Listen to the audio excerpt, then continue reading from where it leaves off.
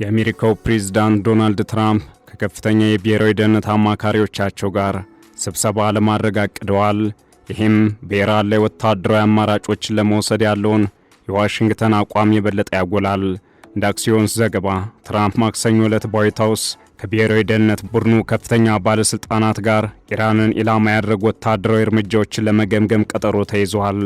የአሜሪካ ባለሥልጣናትን በመጥቀስ የቀረበው ሪፖርት እንደሚያሳየው የታቀደው ስብሰባ ዋሽንግተን የሚቀጥለውን እርምጃዋን እንደገና ለመገምገም የምታደርገው ጥረት አካል ነው። የአሜሪካ እስራኤል ጥምረትና ኢራን የፖለቲካና ወታደራዊ ውጥረቶችም እየተባባሱ መጥተዋል። ዋሽንግተን በኢራን ላይ የሚሰነዘሩ ወታደራዊ ጥቃቶችን እንደገና መጀመር እንደምትችል ፕሬዝዳንት ትራምፕ በተደጋጋሚ ማስጠንቀቂያዎችን ሰጥተዋል። ትራምፕ ከደህንነት ባለሥልጣናት ጋር ለመምከር ቀጠሮ የያዙት ከኢራን ጋር የሚደረጉ ውይይቶች በመቋረጣቸውና በተባበሩት አረብ ኤሚሬትስ ውስጥ የተፈጸመው የኢራን የድሮን ጥቃት በኒኩሌር ኃይል ማመንጫ ላይ እሳት ማስነሳቱን ተከትሎ ነው። እስራኤልም በቀጣይ በኢራን ላይ ሊፈጸም በሚችለው ጥቃት ውስጥ ጦሯን ከአሜሪካ ጎን ለማሰለፍ እየተዘጋጀች መሆኑን አስታውቃለች። ቴህራን በበኩሏ ከዋሽንግተን ጋር ሰፊ የሰላም ስምምነት ከመደረጉ በፊት በሊባኖስ ዘላቂ የሆነ የተኩስ አቁም ስምምነት እንዲደረግ ጠይቃለች። ይህንኑና ተያያዥ ጉዳዮችን በዓለም አቀፍ ትንታኔ ዘገባችን እንመለከተዋለን። አበረ ስሜነ ነኝ።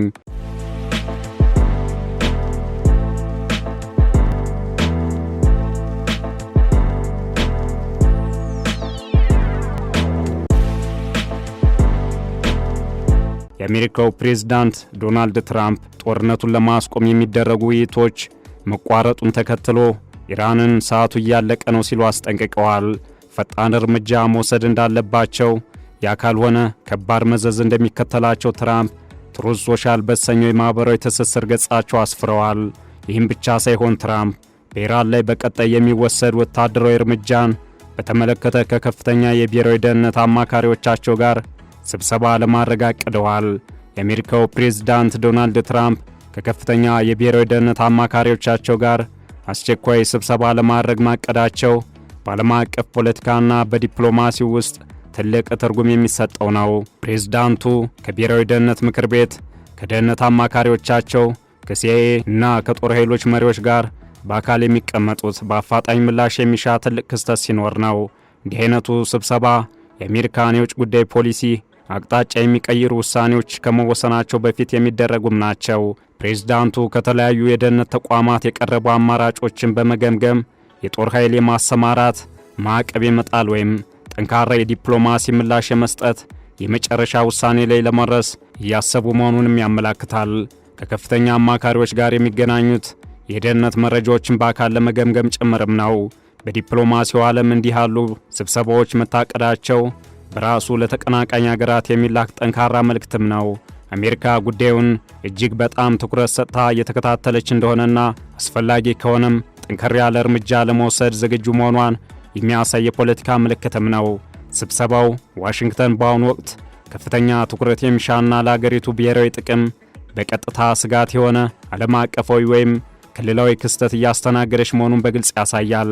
ስብሰባውን ማክሰኞ ለማድረግም ቀን ተቆርጦለታል። ይህም በመካከለኛው ምስራቅ ዳግም የአሜሪካ ጥቃት ሊኖር እንደሚችል የነበሩ ስጋቶችን አጉልቷል።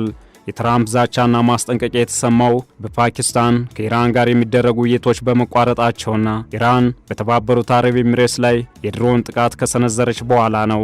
የተባበሩት አረብ ኤሚሬትስ ባለሥልጣናት አገሪቱ ለእንደዚህ አይነቱ የሽብር ጥቃት ምላሽ የመስጠት ሙሉ መብት እንዳላት ተናግረዋል።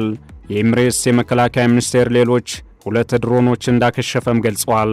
የአቡዳቢ የሚዲያ ጽሕፈት ቤት እንደዘገበው የተባበሩት አረብ ኤሚሬትስ መከላከያዎችን ጥሶ የገባው ድሮን በባራካ የኒኩሌር ኃይል ማመንጫ ላይ ጥቃት ፈጽሟል።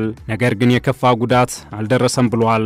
ሳውዲ አረቢያ በተመሳሳይ ሉዓላዊነቷና ደህንነቷን ለመጣስ ስለሚደረገው ማንኛውም ሙከራ ምላሽ ለመስጠት አስፈላጊውን እርምጃ እንደምትወስድ አስጠንቅቃለች።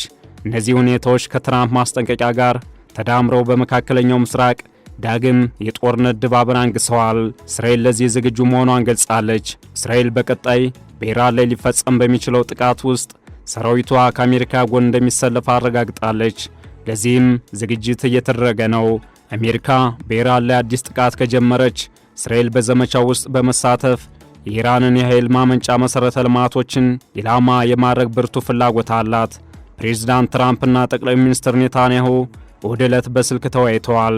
የእስራኤሉ ካን ቴሌቪዥን እንደዘገበው በእስራኤሉ ጠቅላይ ሚኒስትርና በአሜሪካው ፕሬዝዳንት መካከል የተደረገው የስልክ ውይይት ከግማሽ ሰዓት በላይ የቆየ ነው። መሪዎቹ ከኢራን ጋር ሌላ ዙር ጦርነት ሊከሰት በሚችልበት ሁኔታ ላይ ተነጋግረዋል። ቻናል 12 የተሰኘው ጣቢያ ደግሞ በሁለቱ መሪዎች መካከል የተደረገው የስልክ ውይይት በኢራን በሚደረግ አዲስ ጦርነት ላይ ያተኮረ መሆኑን ዘግበዋል። የእስራኤል ጦር በተጠንቀቅ ላይ መሆኑንም በዘገባው አመልክቷል። በተጨማሪም ቻናል 13 የተባለው የእስራኤል ቴሌቪዥን ጣቢያ በርካታ የጭነት አውሮፕላኖች የጦር መሳሪያዎችን ይዘው ወደ እስራኤል መግባታቸውን ገልጿል። የጭነት አውሮፕላኖቹ ጀርመን ውስጥ ከሚገኙ የአሜሪካ ጦር ሰፈሮች የተነሱ ናቸው። በፓኪስታን አደራዳሪነት የሚደረጉ የአሜሪካና ኢራን የውይይት ሂደቶች መቋረጥ ለትራምፕ ማስጠንቀቂያ ምክንያት ናቸው። ቴህራን ከዋሽንግተን ጋር ሰፊ የሰላም ስምምነት ከመደረሱ በፊት በሊባኖስ ዘላቂ የሆነ የተኩስ አቁም ስምምነት እንዲደረግ ጠይቃለች። የእስራኤል የአየር ድብደባ ደግሞ ተጠናክሮ ቀጥሏል። እሁድ ዕለት በሊባኖስ 7 ሰዎች ተገድለዋል። እስላማዊ ጂሃድ አዛዥን ጨምሮ የሊባኖስ ባለሥልጣናትና የመንግሥት ሚዲያዎች እንዳሉት የተኩስ አቁም ስምምነቱ ደካማ ቢሆንም አሁንም ቀጥሏል። በአሜሪካ በኩል ደግሞ የኢራን ኒኩሌር መርሃ ግብር ማቋረጥ ወይም መገደብ የሚያስችል ሁኔታ ካልተፈጠረ ስምምነት አይኖርም። አሜሪካ የኢራንን የበለጸገ ዩራኒየም ክምችት በስምምነት የመረከብ ብርቱ ፍላጎት አላት። ይህ ካልተሳካ በወታደራዊ ዘመቻ እንዲወድም ትፈልጋለች። ምናልባትም ኢራን የኒውክሌር መርሃ ግብሩን በአሜሪካ በተጣሉባት ማዕቀቦች ምትክ መደራደሪያነት ልታቀርብ እንደምትችል ባለሥልጣናት ቀደም ሲል ፍንጭ ሰጥተዋል። በሌላኛው አማራጭ ደግሞ ለቁልፍ አጋሯ ሩሲያ የማስተላለፍ ዕቅድ አላት። የሩሲያው ፕሬዝዳንት ቭላዲሚር ፑቲን ባለፈው ሳምንት እንዳሉትም ሞስኮ ከኢራን የበለጸገ ዩራኒየም ለመውሰድ ያቀረበችው ሐሳብ በሂደት ላይ ይገኛል።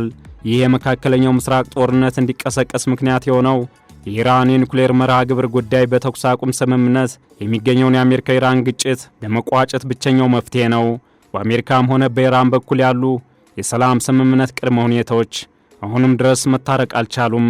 እናም ወታደራዊ አማራጮች የሚሉት የአሜሪካ ሐሳቦች ሚዛን ወደ መድፋት ቀርበዋል። ለዚህም በቀጣይ እንደሚወሰዱ ሰፊ ግምት ያላቸው የአሜሪካና እስራኤል የጥቃት ዕቅዶች ያመለክታሉ። እነዚህ ሁኔታዎች ለዓለም አቀፍ ኢኮኖሚና ደህንነት አለመረጋጋት ስጋት ሆነዋል። በኢራን ላይ የተካሄደው ጦርነት በዓለም አቀፍ ገበያዎች ላይ ያለውን ጫና አጠናክሮታል። ይህም እየጨመረ የመጣውን የጂኦፖለቲካ ውጥረት፣ የአቅርቦት ሰንሰለት መስተጓጎልና ከፍተኛ የዋጋ ግሽበት ያባብሰዋል። የኦክስፎርድ ዩኒቨርሲቲ የጥናት ሪፖርት ከጦርነቱ ወዲህ የሀገር ውስጥ አጠቃላይ ምርት ጂዲፒ እድገት ትንበዮች ቀንሷል። የአሜሪካው ፕሬዝዳንት ዶናልድ ትራምፕ ለኢራን ጊዜው እያለቀ ነው ሲሉ ማስጠንቀቃቸውን ተከትሎም የዓለም የነዳጅ ዋጋ ጭማሪ አሳይቷል። የሆርሙዝ ሰርጥ ከመዘጋቱ ባለፈ በአቡዳቢ የሚገኘው የባራክ የኒውክሌር ኃይል ማመንጫ ላይ የተሰነዘረው የድሮን ጥቃት በነዳጅ አቅርቦት ላይ ስጋት ፈጥሯል። ከዚህ ባለፈም አሜሪካና እስራኤል በኢራን ላይ ዳግም ጥቃት ለመሰንዘር እየተዘጋጁ እንደሆነ መገለጹ ስጋቱን አጉልቶታል። በቀጣይ የሚሆነውንም አብረን የምንመለከት ይሆናል። ዓለም አቀፍ ትንታኔ ዘገባውን ስናዘጋጅ ቢቢሲ፣ አልጄዚራ፣ ኢራን ኢንተርናሽናልና ሮይተርስን በዋቢነት ተጠቅመናል።